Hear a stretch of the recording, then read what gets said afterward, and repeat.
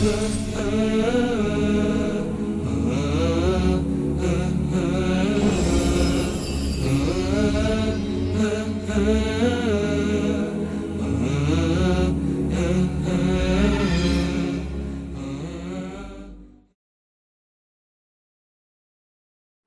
الله الرحمن الرحيم. الحمد لله رب العالمين، وصلى الله وسلم وبارك على عبده ورسوله نبينا محمد وعلى آله وصحبه أجمعين.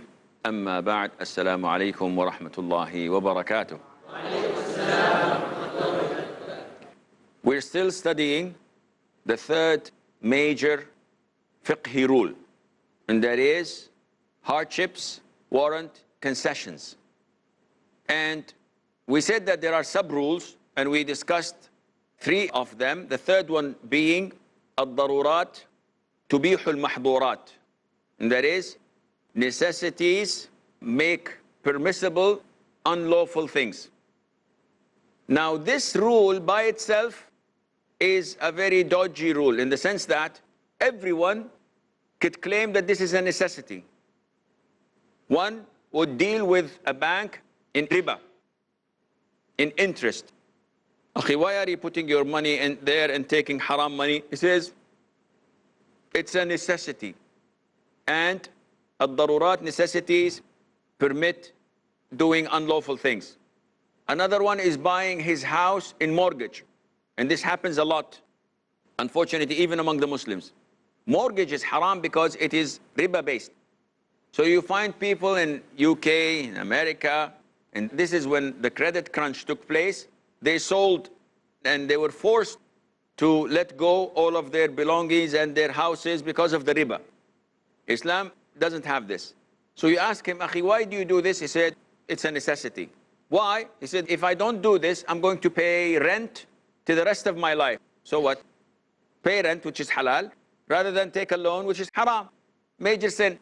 So no, it's a necessity. A woman, she doesn't abide by the hijab. Why? The position I'm applying for does not permit hijab. A brother does not pray dhuhr, asr, maghrib, except at the end of the night. Why? Because my boss doesn't allow me. It's a necessity. And so on. So this, if left alone, the whole deen would change. That is why it requires another fiqhi rule that governs it. And this rule is ad-darurat tuqaddaru biqadariha, that necessities should be evaluated accordingly. So not every necessity allows you to do unlawful things. Someone is stranded in the desert and he has haram food. He said, I can eat. Are you hungry? No, I just had a good breakfast, alhamdulillah. So why do you want to eat? Oh, I'm stranded. No. This is a necessity. No. You have to evaluate it as it really needs it or not.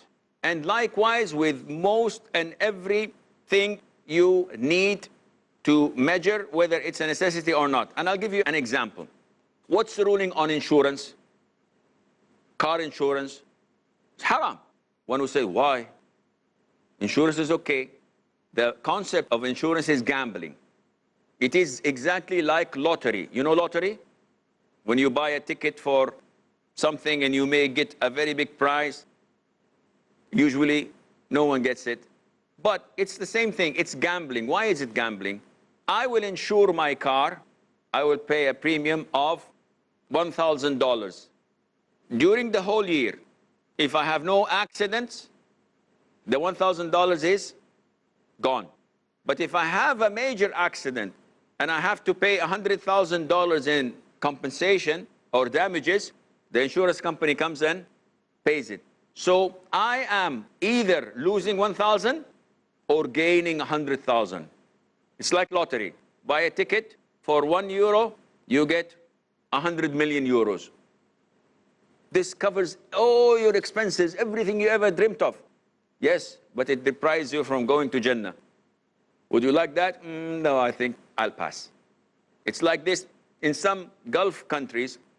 When you land in the airport, you find a beautiful black Porsche or a nice Ferrari, and they tell you, pay 500 dirhams and you get a chance to win this car.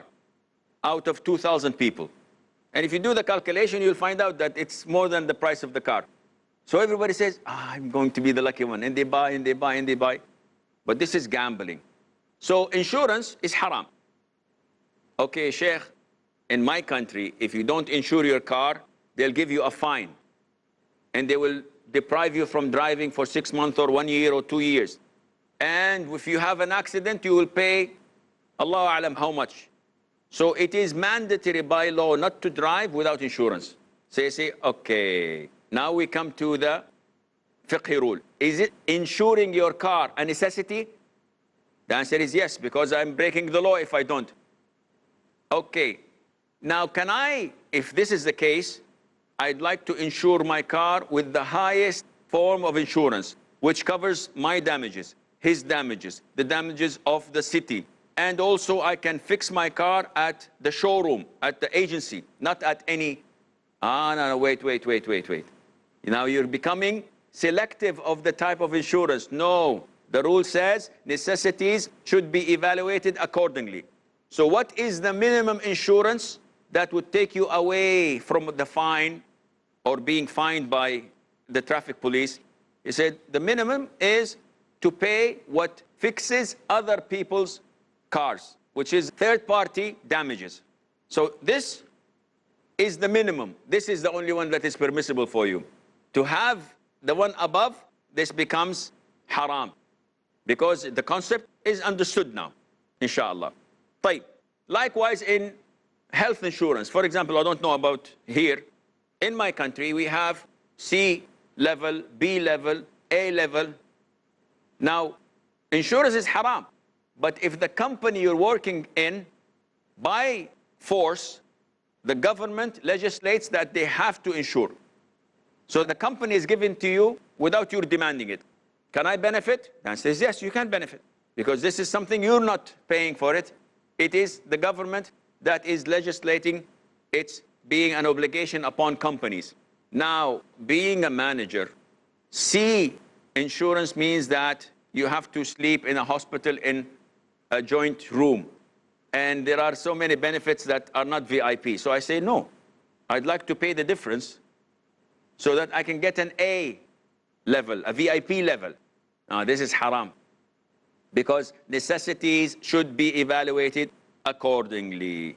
So this is, inshallah, in a nutshell, another famous example. What's the ruling on a woman uncovering in front of a stranger? What's the ruling? Haram. So this is unlawful. But if there is a necessity that permits her to do this, as in the case of going to a doctor. So she is sick. She has to go to a doctor. Then this is a necessity that permits unlawful things. But we have to evaluate this necessity. Is there a female doctor in the house? She says, yes. No, you have to go to the female doctor. Yeah, but this doctor, he's male, he's good. No, this is a necessity that can be taken care of. No, there is no doctor except male. In this case, you can go, but you have to be accompanied by your mahram. Rule number 1. Rule number 2, you must not expose anything more than what is needed. For example, if you have a problem in your hand, you go to an orthopedic surgeon. Why are you taking the cover of your face and showing your hair and taking off your abaya? All what you have to do is show your hand. Yeah, he's a doctor, he's okay. No, it's not okay. A lot of the people think that doctors are not men. I don't know, inshallah they are. But this doesn't mean that you do all of this is haram. So, for example, you go to the dentist, a sister, you don't have to uncover your whole body, only show your mouth. Your nose, your eyes should not be exposed. A lot of the sisters simply take it, those who cover the face, simply think that it's okay. No, it's not. If you go to an eye doctor, you don't have to also do this. And this is very unfortunate, especially in hospitals. And this is the role of Muslim doctors. That if I go for a surgery, for example, in my knee, the doctor or the whole hospital tells me to strip, take off all of my clothes. And they put a very transparent rope that is open from the back and no underwear, nothing. What is this? This is happening to males, and this is happening to females. And when they go to the operating room, catastrophes take place. And I have documentations from this in Arabia. When the patient is sedated, khalas, it's like dead meat. The anesthesian specialist and the janitor and the doctors and the nurses, they look at everything. Unless there is someone who fears Allah and tells him, no, this is haram, cover. But there is no boundaries. There is nothing to stop them. So you have to all the time apply this important rule. That is, necessities must be evaluated accordingly. Not that every necessity that comes to your mind makes things halal. Now, there are conditions for this rule. There are important conditions that must be applied, and the first one is that the necessity can be warded off by doing the unlawful thing. Otherwise, if it cannot be, then it's haram to do the unlawful. An example would be that if someone is choking, if you choke, you'll die. And hypothetically speaking, there is no liquid around him except a bottle of wine. So he's choking, he's unable to breathe, no one around him. Is it permissible for him to drink the wine, get this choking cleared? Those who say yes, raise your hands. Okay. If he doesn't, he will die. So the majority say, alhamdulillah, yes. And those who did not raise their hands probably did not understand the question, which I will repeat after the break, so stay tuned.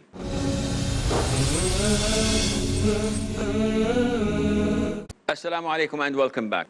Just before the break, we took your opinion and the majority of you agreed. If someone is choking and he's going to die because he's unable to breathe, he ate something and is stuck in his throat, and he has nothing except a bottle of wine. So can he drink wine to clear his throat?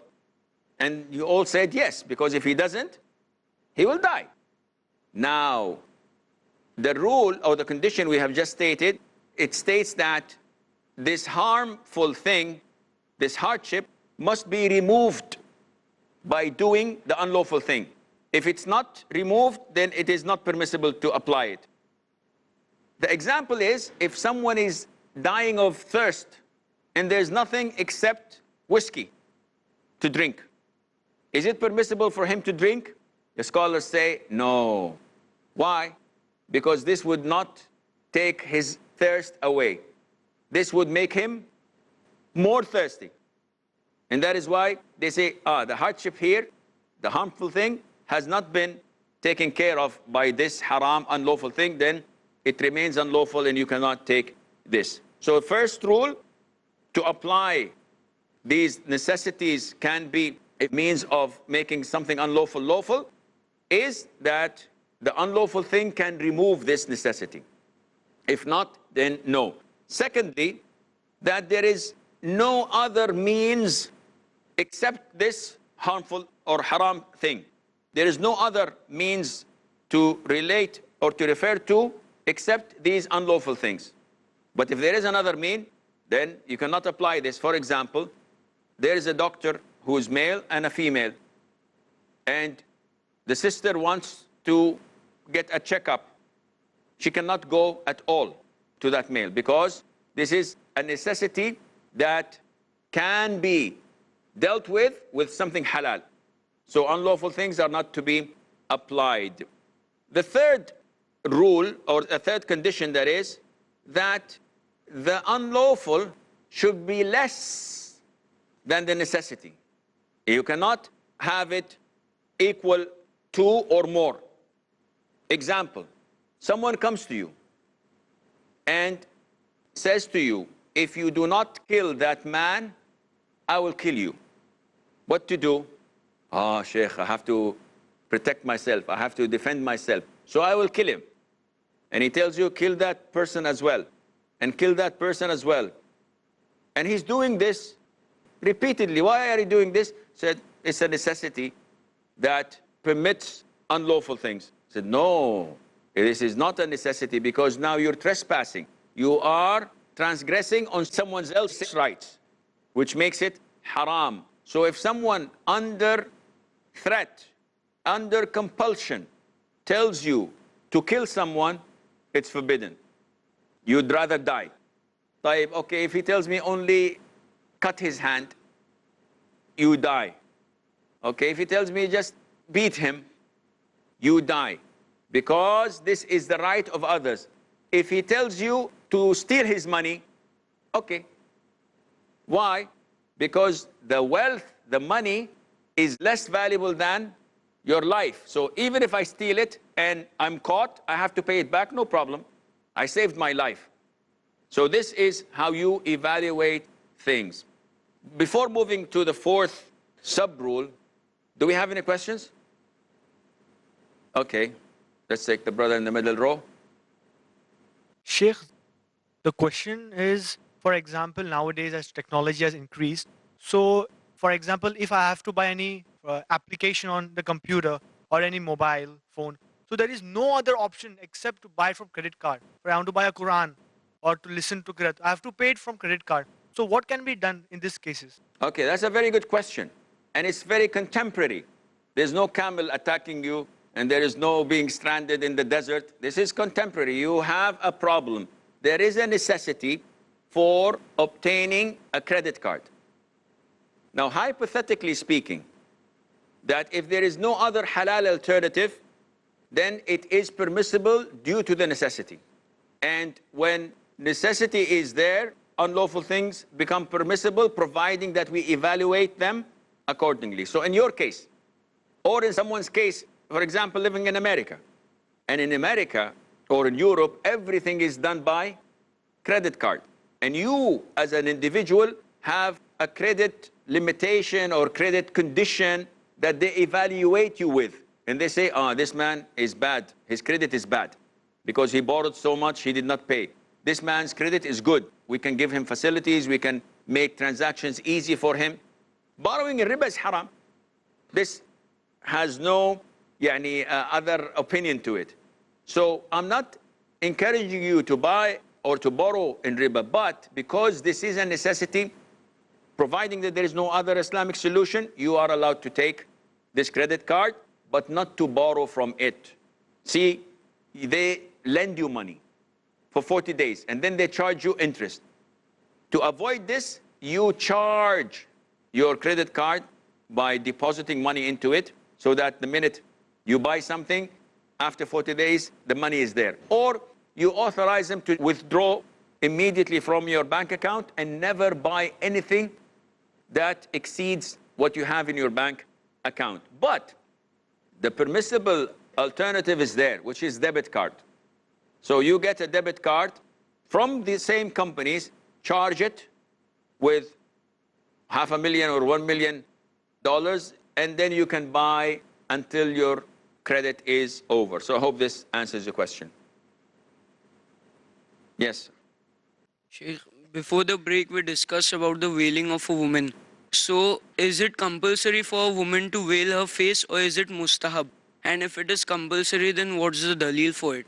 Okay, this is completely off the topic, because we are studying the fiqhi rules. And this, what you're asking about, is an issue in fiqh. And it's an issue of dispute among scholars. Some say that the face of the woman is not awra. She is not obliged to cover it. Others say that it is awra and it is mandatory to cover. And each party has their own evidences. I personally support the opinion that it is a must to cover from a number of different ayahs, such as the ayahs in Surah Al-Ahzab, verse 53, the one that says to the wives of the Prophet ﷺ, whenever you companions want to ask something from them, ask them from behind a veil, from behind a visor. This is purer for your hearts and their hearts. The hearts of the companions, Abu Bakr, Umar, Uthman, and the hearts of the wives of the Prophet ﷺ, Aisha, Khadija, Zainab, and Safiya. And if this is an instruction to the purest hearts, then to us it's definitely more needed. Yes. Sheikh, as we were discussing regarding the issue of the woman going to a doctor, to a male doctor for assistance or for medical treatment. So my question is that, is it permitted for the male as a profession, such as a gynecologist or something, is he permitted to take up such a profession wherein it involves treating only women or dealing with pregnancy as such? The question is good, and the answer is if there were sufficient amount of lady doctors, then it's not permissible, because then it would be redundant. But as we see that this is not the case, unfortunately, we have a deficiency in the number of female doctors. And therefore, yes, it is permissible. And the more God-fearing this doctor is, the better. Because if we have truly practicing doctors who fear Allah Azza wa Jal, who have knowledge, then one would assume that this is better for the community, because they will not transgress, they will not do something that is not lawful and permissible for them. So inshallah, this is, and he answers your question. Yes. I have two questions.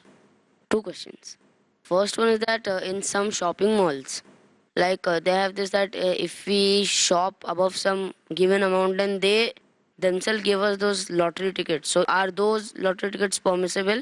And my second question is that if a woman has to go to a doctor, then what is a better option? A non-Muslim female doctor or a male Muslim doctor? Very good questions, but this requires a lecture. First question, if you're referring to points or a draw, this is in a nutshell. It's halal if you go to buy a product not for the draw. So if I always buy a can of milk, brand A, and today I read in the newspaper that brand B is giving a car as a draw. So I said, I will buy brand B. This is haram, this is lottery. But if I'm always buying brand A, and I read in the newspaper that they're giving a car, I don't care. I still buy my usual brand, but then I find that I win a car. It's halal, no problem. So this answers your question, inshallah. So the second question, scholars make it in grades or degrees. So the first priority for a woman to go to a Muslim female doctor. If not possible, then a non-Muslim female doctor. If not applicable, then a male Muslim doctor. And if not, the last choice would be a non-Muslim male doctor. This is how it should be. Otherwise, it is not a necessity, and Allah Azza wa Jal knows best. This is all the time we have until we meet next time. Fi amanillah wa salamu alaykum wa rahmatullahi wa barakatuh.